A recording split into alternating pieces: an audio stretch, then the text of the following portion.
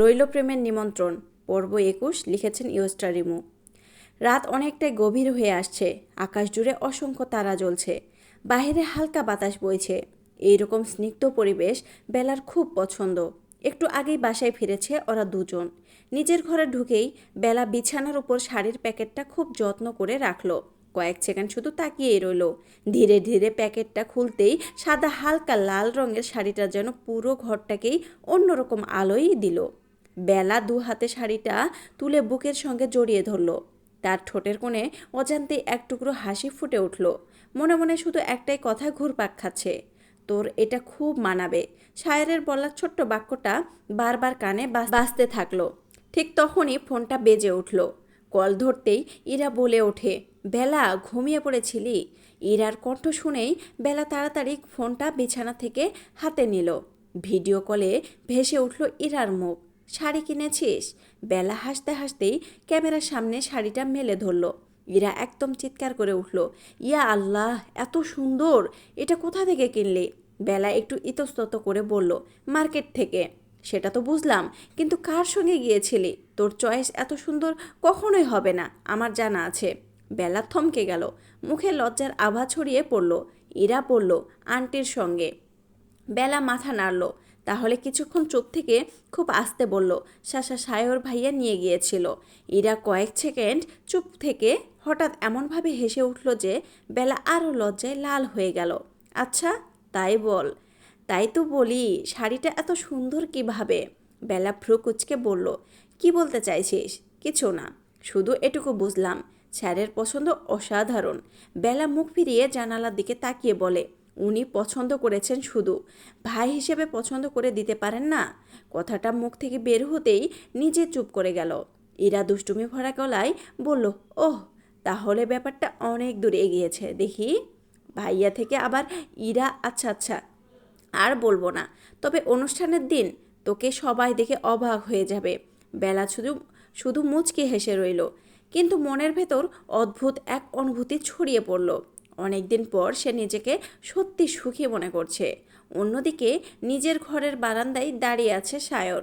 দূরের আকাশের দিকে তাকিয়ে থাকলেও তার চোখের সামনে বারবার ভেসে উঠছে শপিং মলের সেই মুহূর্ত। বেলার লজ্জায় রাঙা মুখ, শাড়িটার দিকে তাকিয়ে মুগ্ধ হয়ে যাওয়া চোখ, সেসব ভাবতেই সায়র নিজের অজান্তে মৃদু হেসে ফেলল। ঠিক তখনই পেছন থেকে মমতাজ বেগমের কণ্ঠ ভেসে এলো, একা একা হাসছিস কেন? সায়র চমকে উঠে পেছনে তাকিয়ে বললে, কিছু না আম্মু। মমতাজ বেগম ধীরে ধীরে সামনে এসে দাঁড়ালেন। আজ শুনলাম তুমি নাকি বেলাকে নিয়ে শাড়ি কিনতে গিয়েছিলে। চাচি বলেছিলেন, তাই গিয়েছিলাম। মমতাজ বেগমের মুখটা মুহূর্তেই শক্ত হয়ে গেল। আমি আগেও বলেছি, এখনও বলছি, ওর অতিরিক্ত কাছাকাছি হওয়ার কোনো দরকার নেই। সায়র শান্ত গলায় বলল, ও একা যেতে পারতো না। পৃথিবীতে শুধু তুইই ছিলি ওকে মার্কেটে নিয়ে যেতে। সায়র এবার আর কিছু বলল না। মমতাজ বেগম ধীরে ধীরে বললেন, আমি চাই না বেলা কখনো ভুল বুঝুক। আর তুইও এমন কোনো আচরণ করিস না যাতে বেলা বা সবাই অন্য কিছু ভাবতে শুরু করে। সায়র কিছুক্ষণ নীরব থেকে শুধু বলল, আমি জানি আমার সীমা কতটুকু। এই কথাটুকু বলে সে নিজের ঘর ছেড়ে বেরিয়ে গেল। মমতাজ বেগম দীর্ঘশ্বাস ফেললেন। তার চোখে মুখে স্পষ্ট উদ্বেগ। চারপাশে এক অদ্ভুত নীরবতা।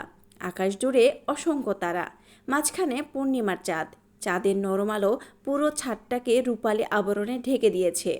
দূরে কোথাও রাতজাগা পাখির ডাক শোনা যাচ্ছে। হালকা বাতাসে গাছের পাতাগুলো মৃদু শব্দ তুলে দুলছে। নিজের ঘরে শুয়ে থাকতে একদমই ভালো লাগছিল না বেলার। বারবার বিছানায় এপাশ ওপাশ করেও ঘুম আসছিল না।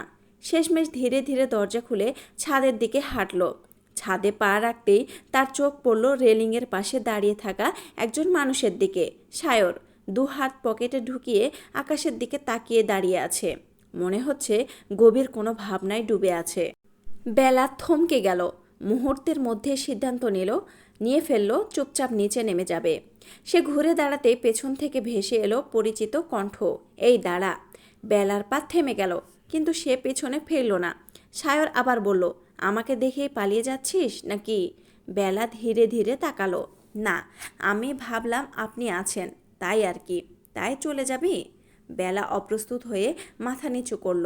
সায়র হালকা হেসে বলল, আমি কি এতটাই ভয়ঙ্কর? বেলা তাড়াতাড়ি মাথা নাড়ালো। না, তাহলে? এমনি এমনি কোনো উত্তর হলো? বেলা এবার হেসে ফেলল।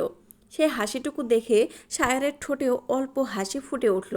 সে রেলিংয়ের দিকে ইশারা করে বলল, আয় একটু দাঁড়া, তোকে কিছু বলার ছিল। বেলা ধীরে ধীরে এগিয়ে গেল, তবে যথেষ্ট দূরত্ব বজায় রেখেই দাঁড়ালো। সায়র এবার তার দিকে তাকিয়ে মুচকি হেসে বলল, এত দূরে দাঁড়িয়ে আছিস কেন? আমি কি কামড়ে দিব? বেলা লজ্জা পেয়ে আরও নিচের দিকে তাকিয়ে বলল, না। তাহলে? কিছু না। সায়র মাথা নেড়ে হেসে ফেলল। কয়েক মুহূর্ত দুইজনেই চুপচাপ। হঠাৎ সায়র বলল, শাড়িটা একবার বের করে দেখেছিস? বেলা অবাক হয়ে তাকালো। জি, অনেকবার। পছন্দ হয়েছে? খুব। তাহলে কি ঠিক আছে? আপনি কিভাবে বুঝলেন ওটাই আমার ভালো লাগবে? সায়র কিছুক্ষণ চুপ থেকে বলল, জানি না, দেখে মনে হলো তোর গায়ে মানাবে। বেলার গাল দুটো লাল হয়ে উঠল। সে আস্তে করে বলল, কিন্তু আপনি অনেক সময় নিয়েছেন শাড়ি চয়েস করতে। সায়র মৃদু স্বরে বলল, সব কিছুতে তাড়াহুড়ো করতে হয় না, কিছু জিনিস সময় নিয়ে বেছে নিতে হয়। বাতাসে বেলার চুলগুলো মুখের উপর এসে পড়ল। সে বিরক্ত হয়ে বারবার সরাতে লাগলো। সায়র তাকিয়ে থেকে হালকা হেসে বলল, বাতাসও দেখছি তোকে আজকাল বেশ বিরক্ত করছে। বেলা হেসে বলল, আমার সঙ্গে সবার যত শত্রুতা। না, আমার মনে হয় বাতাসটা শুধু পরীক্ষা করছে তোকে বিরক্ত হলে কেমন দেখায়। বেলা অবাক হয়ে তাকালো। আপনি আজ এত কথা বলছেন? অবাক হলেই একটু সব সময় বকা দিয়ে বলে কি শুধু বকতেই পারি? বেলা মাথা নিচু করে মুচকি হাসল। সায়র আর কিছু বলল না। চাঁদের আলোয় দাঁড়িয়ে থাকা লাজুক মেয়েটার মুখে ফুটে ওঠা ছোট্ট হাসিটা দেখে যেন তার কথার উত্তর পেয়ে গেল। সায়র আকাশের দিকে একবার তাকিয়ে বলল, অনেক রাত হয়েছে, নিচে চল। বেলা মাথা নাড়ল। দুজন পাশাপাশি সিঁড়ির দিকে হাঁটতে লাগলো। কেউ আর কোনো কথা বলল না। তবুও সে নীরবতাও মাঝে দুজনের মনে যেন অসংখ্য অপ্রকাশিত কথা ডানা ঝাপটাতে চাইল। রাত কেটে নতুন সকাল এলো। আজ কলেজ বন্ধ। আগামীকাল বার্ষিক সাংস্কৃতিক অনুষ্ঠান, তাই পুরো বাড়িতে যেন এক ধরনের হইচই আমেজ। সকালের নাস্তা শেষ করেই বেলা নিজের ঘরে চলে এলো। জানালার পাশের পর্দা সরিয়ে দিতেই কোমল রোদ এসে ঘর ভরে দিল। জানালার বাইরে জারুল গাছের ডালে দুই একটা পাখি লাফিয়ে বেড়াচ্ছে। হালকা বাতাসে সাদা পর্দাগুলো দুলে উঠেছে। বিছানার উপর খুব যত্ন করে শাড়িটার প্যাকেটটা রেখে ধীরে ধীরে খুলল বেলা। শাড়িটা বের করতে তার মুখে অজান্তে একটা হাসি ফুটে উঠল। সে আলতো করে আঙুল বুলিয়ে দিল শাড়ির নকশার উপর। তারপর আলমারি খুলে একে একে নিজের গয়নার ছোট্ট বক্সগুলো বের করতে লাগলো। নিজের সঙ্গেই কথা বলল সে, এ ঝুমকাটা ভালো লাগবে। একজোড়া মুক্তোর দুল বের করলো, আবার রেখে দিল। তারপর রূপালি কাজ করা ছোট্ট একজোড়া ঝুমকা হাতে নিয়ে আয়নার সামনে দাঁড়ালো। কানে পড়ে একবার নিজেকে দেখলো। মুখে মিষ্টি একটা হাসি ফুটে উঠল। এরপর ধীরে ধীরে খোলা চুলগুলো কাঁধের সামনে এনে একবার দেখলো, আবার খোপা করলো, আবার খুলে ফেললো। নিজের প্রতিবিম্বের দিকে তাকিয়ে বিড়বিড় করে বলল, খোলা চুলে বোধহয় বেশি ভালো লাগবে। ড্রেসিং টেবিলের ড্রয়ার থেকে ছোট্ট একটা কাজল বের করে চোখের পাশে ধরে দেখলো। হালকা গোলাপি লিপস্টিকটাও হাতে নিয়ে আবার রেখে দিল। না, খুব বেশি সাজবো না, একদম হালকা থাকলেই ভালো লাগবে। ঠিক তখনই ফোনে ইরা ভিডিও কল করলো। স্ক্রিনে বেলার সাজগোজ দেখে ইরা হো হো করে হেসে উঠল। আরে, আজই নাকি অনুষ্ঠান? বেলা লজ্জা পেয়ে বলল, না তো। তাহলে এতক্ষণ ধরে আয়নার সামনে কি হচ্ছে? কিচ্ছু না, শুধু ভাবছিলাম কাল কিভাবে সাজবো। ইরা ভ্রু নাচিয়ে বলল, ওমা, সুন্দর করে সাজলে বুঝি বিশেষ করে কেউ দেখবে? বেলা সঙ্গে সঙ্গে প্রতিবাদ করলো, ধুর, তুইও না। দুজনেই হেসে উঠল। ইরা বলতে লাগলো, শোন, চুল একদম খোলা রাখবি, কানে ওই ঝুমকাটাই পরবি, বেশি মেকআপ করবি না, তুই এমনিতেই সুন্দর। বেলা মাথা নেড়ে বলল, আমিও তাই ভাবছিলাম। দীর্ঘক্ষণ দুজন অনুষ্ঠান নিয়ে গল্প করতে লাগলো। কে কি পড়বে, কোথায় কোথায় ছবি তুলবে, কার সঙ্গে সেলফি তুলবে, সব পরিকল্পনা শেষ হতে না হতেই ফোন কেটে গেল। বেলা আবার আয়নার সামনে এসে দাঁড়ালো। নিজেকে একবার দেখে মৃদু হেসে খুব যত্ন করে শাড়িটা আবার ভাঁজ করে আলমারিতে রেখে দিল। ঠিক তখনই নিচ থেকে নাজনীন সুলতানার ডাক ভেসে এলো। বেলা, কোথায় তুই? একটু নিচে আয় মা। আসছে আম্মু।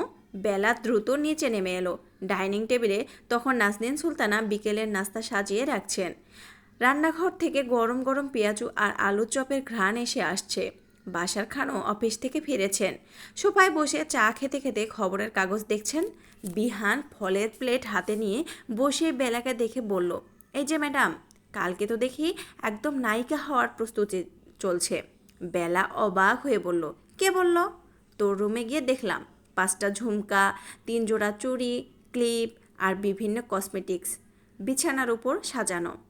বাশার খান হেসে ফেললেন। নাজনীন সুলতানাও মুচকি হেসে বললেন, মেয়েরা অনুষ্ঠানের আগে এমনই করে। বিহান দুষ্টুমি করে বলল, কিন্তু একটা কথা বলে রাখলাম, কাল যদি সবাই তোকে চিনতে না পারে তখন কিন্তু দোষ আমার না। বেলা মুখ ফুলিয়ে একটা কুশন ছুঁড়ে মারতেই সবাই একসঙ্গে হেসে উঠল। অনেক দিন পর বাড়িটা আবার হাসির শব্দে ভরে উঠল। সন্ধ্যা নেমে আসতেই সবাই একসঙ্গে চা নাস্তা করলো। গল্প হলো, হাসি ঠাট্টা হলো। রাতের খাবার শেষে নাজনীন সুলতানা আবারও বলে দিলেন, কাল কিন্তু সকালে তাড়াতাড়ি উঠবি, আর সাজতে গিয়ে যেন দেরি না হয়ে যায়। বেলা হেসে মাথা নাড়ল। তার চোখে তখন আগামীকালের জন্য একরাশ স্বপ্ন আর শিশুসুলভ উচ্ছ্বাস। ভোরের প্রথম আলো ধীরে ধীরে চারপাশ আলোকিত করে তুলছে। আজ কলেজের বার্ষিক সাংস্কৃতিক অনুষ্ঠান। সকাল থেকেই বাড়ির পরিবেশ অন্যরকম এক ব্যস্ততা। শিক্ষক হওয়ায় সায়রের আজ একটু আগেই কলেজে যেতে হবে। অনুষ্ঠানের নানা দায়িত্ব তার উপর রয়েছে। সকালের নাস্তা শেষ করে সে পরিপাটি হয়ে নিচে নেমে এলো। কালো ফুল হাতা শার্ট, কালো প্যান্ট, কালো হাতঘড়ি, একদম পরিমিত মার্জিত সাজ। হাতে গাড়ির চাবি ঘোরাতে ঘোরাতে বলল, আম্মু, আমি বের হচ্ছি। মমতাজ বেগম রান্নাঘর থেকে বেরিয়ে এসে বললেন, আচ্ছা বাবা, সাবধানে যেও। নাজনীন সুলতানা পাশ থেকে বললেন, অনুষ্ঠান শেষ হলে বেলার দিকে একটু খেয়াল রেখো। সায়র ছোট্ট করে মাথা নাড়ল, জি। এক মুহূর্তের জন্য তার দৃষ্টি সিঁড়ির দিকে গেল। মনে মনে ভাবল, বেলা কি নিজের ঘরে সাজগোজের প্রস্তুতিতে ব্যস্ত? কিন্তু কাউকে বেলার বিষয়ে কিছু না বলে জিজ্ঞেস করেই সায়র বাড়ি থেকে বেরিয়ে গেল। মোটর গাড়িটা ধীরে ধীরে গেট পেরিয়ে রাস্তায় মিলিয়ে গেল। ওদিকে নিজের ঘরে দাঁড়িয়ে আয়নার সামনে মতো নিজেকে দেখছে বেলা। সাদা লালের মিশেলে অপূর্ব সেই শাড়িটা নিখুঁতভাবে পরেছে সে। শাড়ির আঁচলটা সুন্দর করে কাঁধে গুছিয়ে রাখা। কোমর ছুঁয়ে নেমে আসা লম্বা কালো চুল আজ খোলা। হালকা করে কার্ল করা চুলগুলো বাতাসে দুলে উঠছে। চোখে পাতলা কাজল, ঠোঁটে খুব হালকা লাল আভা, কানে ছোট্ট রুফালি ঝুমকা, হাতে কাচের লাল সোনালি চুড়ি। বাড়তি কোনো সাজ নয়, তবু তার সরল সৌন্দর্য যেন আজ অন্যরকম উজ্জ্বল। নাজনীন সুলতানা ঘরে ঢুকে কিছুক্ষণ মেয়ের দিকে তাকিয়ে রইলেন। তারপর মুগ্ধ হয়ে বললেন, মাশা আল্লাহ, আমার মেয়েটাকে আজ যেন একদম রাজকন্যার মতো লাগছে। বেলা লজ্জায় মায়ের কাঁধে মাথা রাখল। ঠিক তখনই বিহান দরজায় এসে দাঁড়িয়ে চোখ বড় বড় করে বলল, 1 মিনিট, এটা কি আমার বোন? বেলা ভ্রু কুঁচকে বলল, ভাইয়া। বিহান হেসে বলল, সত্যি বলছি, আজ কলেজে কেউ যদি তোকে দেখে চিনতে না পারে আমি কিন্তু অবাক হব না। বাশার খানও বাইরে থেকে মুচকি হেসে বললেন, আল্লাহ তোকে সবসময় ভালো রাখুক। বাবার কথায় বেলা মাথা নিচু করে হাসল। নাজনীন সুলতানা এসে কপালে আলতো করে চুমু খেয়ে দিলেন। নজর লাগবে না তো? বিহান সঙ্গে সঙ্গে বলল, দাঁড়াও, আগে একটা ছবি তুলি। বেশ কয়েকটা ছবি তোলার পর অবশেষে বেলা কলেজের উদ্দেশ্যে বেরিয়ে পড়ল। কলেজের মূল ফটকে ঢুকতেই আজ যেন পুরো ক্যাম্পাসই বদলে গেছে। প্রবেশপথে রঙিন বেলুন, ফুল আর আলপনা দিয়ে সাজানো হয়েছে।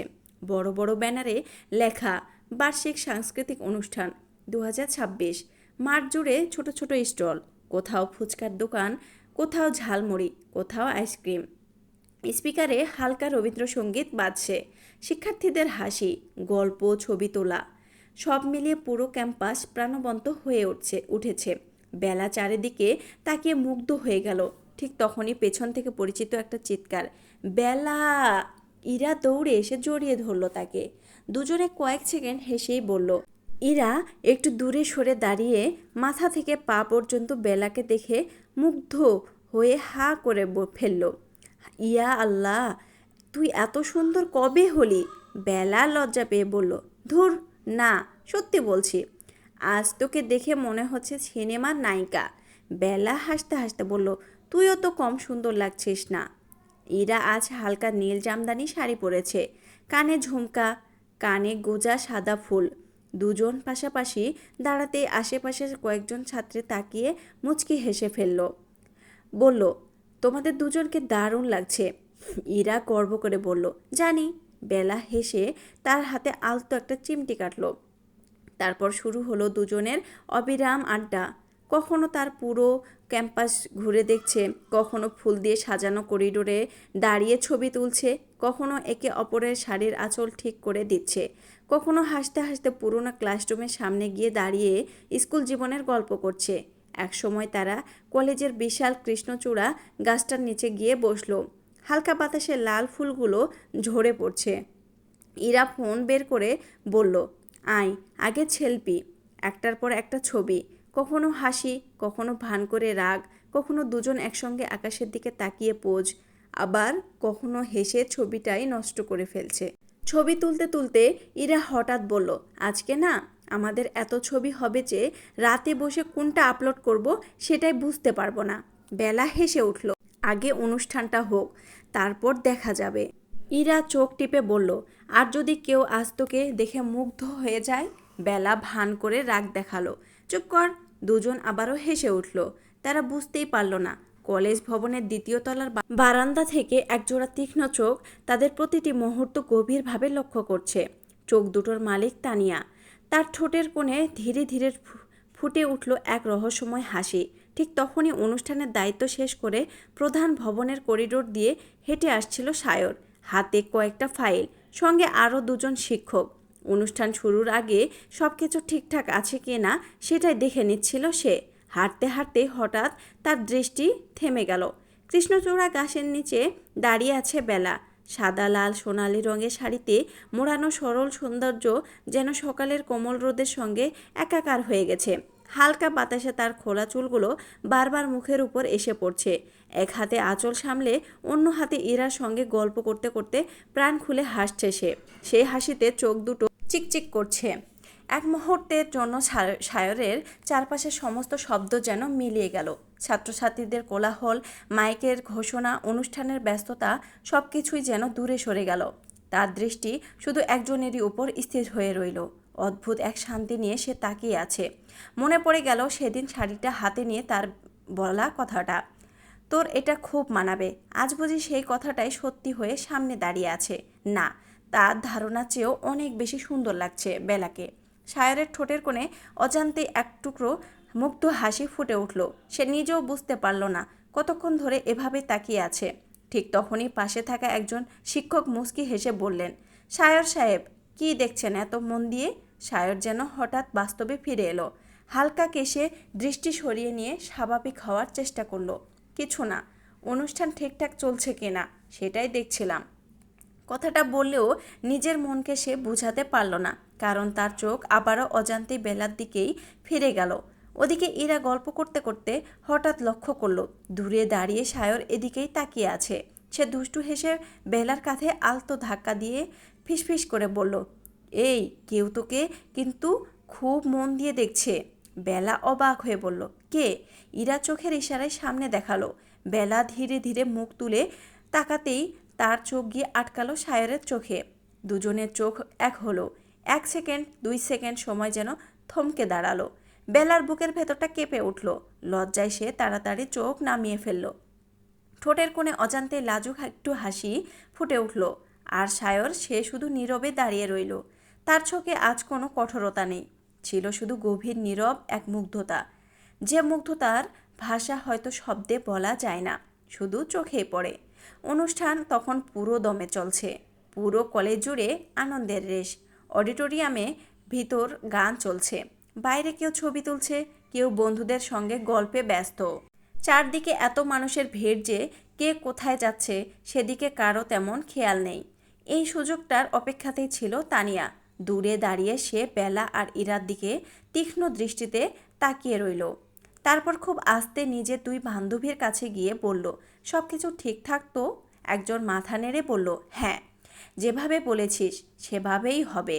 তানিয়ার ঠোঁটের কোণে ধীরে ধীরে এক বিষাক্ত হাসি ফুটে উঠল। আজকের পর পুরো কলেজ বেলাকে অন্য চোখে দেখবে। এতদিন সবাই ওকে ভালো মেয়ে ভাবত, আজ সেই ভাবমূর্তিটাই শেষ করে দেবে। তার এক বান্ধবী একটু দ্বিধায় বলল, কিন্তু যদি ধরা পড়ে যায়? তানিয়া ঠান্ডা গলায় উত্তর দিল, ধরা পড়ব কেন? কেউ তো জানেই না সব কিছুর পেছনে আমরা আছি। সে একটু থেমে আবার বলল, কলেজের পুরনো সাংস্কৃতিক কক্ষটা আজ প্রায় ফাঁকাই থাকবে। সবাই মাঠ আর অডিটোরিয়ামে ব্যস্ত, ওখানে হবে সব। তারপর সে ব্যাগ থেকে মোবাইল বের করে একটি নম্বরে ফোন করলো। ওপাশে ফোন ধরতেই তানিয়া মিষ্টি গলায় বলল, ভাইয়া, স্যার আপনাকে একটু পরে পুরনো সাংস্কৃতিক কক্ষে যেতে বলেছেন, নাকি অনুষ্ঠানের একটা কাজে দরকার, আপনি একটু চলে যাবেন। উপাস থেকে ছেলেটি কোনো সন্দেহ না করেই রাজি হয়ে গেল। ফোন কেটে তানিয়া তৃপ্তি হাসি হাসল। এরপর সে প্রথম বর্ষের এক সরল সহজ মেয়ের কাছে গিয়ে বলল, শোনো, একটা কাজ করবে। জি আপু? ওই যে সাদা লাল শাড়ি পরা আপুটা দেখছো, ওর কাছে গিয়ে বলবে সায়র স্যার আপনাকে পুরনো সাংস্কৃতিক কক্ষে ডাকছেন, জরুরি কথা আছে। মেয়েটি সরল মনে বলল, আচ্ছা আপু। তানিয়া মনে মনে বলল, এবার শুরু হবে আসল খেলা। কিছুক্ষণ পর সেই মেয়েটি বেলার কাছে এসে বলল, আপু, সায়র স্যার আপনাকে পুরনো সাংস্কৃতিক কক্ষে ডাকছেন। উনি বললেন, জরুরি কথা আছে? বেলা অবাক হয়ে বলল, আমাকে? জি আপু। বেলা একবার চারদিকে তাকালো। দূরে কোথাও সায়রকে দেখা যাচ্ছে না। সে ভাবল হয়তো অনুষ্ঠানের কোনো কাজ থাকবে। ইরার দিকে ফিরে বলল, আমি একটু ঘুরে আসছি, স্যার দেখেছেন। ইরা হেসে বলল, আচ্ছা তাড়াতাড়ি আয়, তারপর কিন্তু আমরা আবার ছবি তুলব। ঠিক আছে। বেলা ধীরে ধীরে পুরনো ভবনের দিকে হাঁটতে শুরু করলো। এদিকে সায়র তখন অধ্যক্ষের সঙ্গে মঞ্চের পাশে দাঁড়িয়ে অনুষ্ঠান নিয়ে আলোচনা করছিল। সব কাজ শেষ করে সে যখন একটু ফাঁকা হলো, তখন হঠাৎ তার মনে পড়ল অনেকক্ষণ হলো বেলাকে দেখা যাচ্ছে না। অকারণেই তার মনটা অস্থির হয়ে উঠল। সে চারদিকে তাকালো, না, বেলা কোথাও নেই। ঠিক তখনই সামনে ইরাকে দেখতে পেয়ে সে এগিয়ে গেল। ইরা বলল, কোথায়? ইরা স্বাভাবিক গলায় বলল, আপনি তো ডেকেছিলেন স্যার। একটু আগে একটা মেয়ে এসে বলল আপনি নাকি পুরনো সাংস্কৃতিক কক্ষে ডেকেছেন। বেলা সেখানেই গেছে। সায়রের কপাল মুহূর্তেই কুঁচকে গেল। আমি? তার গলায় স্পষ্ট বিস্ময়। আমি তো কাউকে পাঠাইনি। ইরার মুখের হাসি মিলিয়ে গেল। কি? তাহলে? সায়রের বুকের ভেতর হঠাৎ কেমন একটা অজানা আশঙ্কা জন্ম নিল। সে আর এক মুহূর্ত দাঁড়ালো না, দ্রুত পায়ে পুরনো ভবনের দিকে হাঁটতে শুরু করলো। এদিকে বেলা নির্জন করিডোর পেরিয়ে সেই কক্ষের সামনে এসে দাঁড়িয়েছে। চারপাশ অস্বাভাবিক নীরব, ভেতরে কেউ আছে বলে মনে হচ্ছে না। সে আলতো করে দরজায় নক করলো। স্যার। কোনো উত্তর এলো না। আবার ডাকলো, স্যার। আমি বেলা। তবুও কোনো সাড়া নেই। দরজাটা আধখোলা ছিল। বেলা ধীরে ধীরে ভেতরে ঢুকে চারদিকে তাকালো, কিন্তু পুরো ঘরটাই ফাঁকা। সে অবাক হয়ে ভাবল, সায়র ভাই কোথায় গেলেন? ঠিক সেই সময় দ্রুত পায়ের শব্দ ভেসে এলো। ঘরের বাইরে দরজার পেছনে লুকিয়ে দাঁড়িয়ে থাকা তানিয়া সেই শব্দ শুনে ঠোঁটে হাসি ফুটিয়ে পড়ল। এসে গেছে তাহলে। তানিয়া আর এক মুহূর্ত দেরি করলো না। যেই আসুক সেটাকেই সেই ছেলেটি ভেবে বাইরে থেকে দরজার ছিটকিনি লাগিয়ে দিল। ঠাস। দরজা বন্ধ হওয়ার শব্দে ভেতরে দাঁড়িয়ে থাকা বেলা চমকে উঠল। আর বাইরে দাঁড়িয়ে তানিয়া বিজয়ীর হাসি হেসে দ্রুত সেখান থেকে সরে গেল। সে জানতো না, যার পায়ের শব্দ শুনে সে দরজা বন্ধ করেছে সেই ছেলেটি নয়, সে ছিল সায়র।